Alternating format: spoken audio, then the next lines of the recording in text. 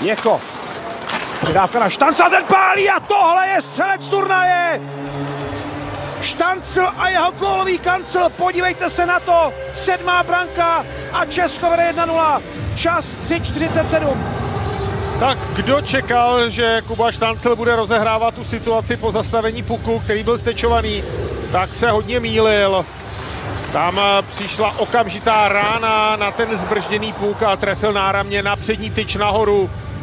Tentokrát ne zápěstím, ale golfem, kterým to tam napálil, absolutně bez reakce švédský brankář. Ta reakce přišla, až když byl jeho puk za zády. Ten puk měl vidět, měl ho chytat, ale tenhle začátek se rozhodně střídačce českého národního týmu musí líbit. Ale teď už hraje švédský centr Eriksson, jenomže chyba a gól!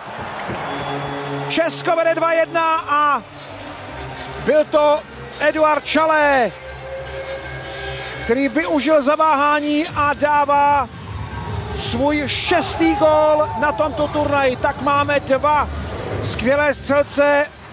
Na Jakuba Štancla navazuje Eduard Čalé. Neuvěřitelná chyba na švédské straně, ale také skvělé zakončení Edy Šalého po té přihrávce, která šla tou švédskou obranou. Puk napálí až do té horní síťky. Tady zamíchání s kotoučem a puk, který jde na modrou čáru a tady se podívejme na to zakončení. Puk se nabalil na čepel a při tom klouzání na té čepeli šel úplně přímo nahoru. Kapitán.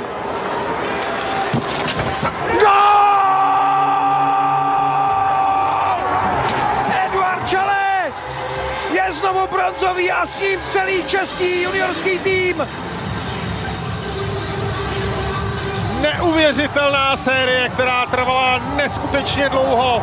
Ohromná radost, jedna na ledě, druhá na střídačce, protože trenéři tam na sebe naskákali. Švédové totálně zklamaný, protože nakonec nezískají žádnou medaili.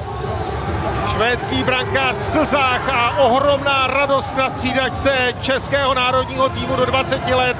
Tohle je obrovský úspěch a Eduard Čalé se o něj nakonec pokusil opakovat 3. medaili v řadě a on byl tím, který to celé dotáhl do vítězného konce.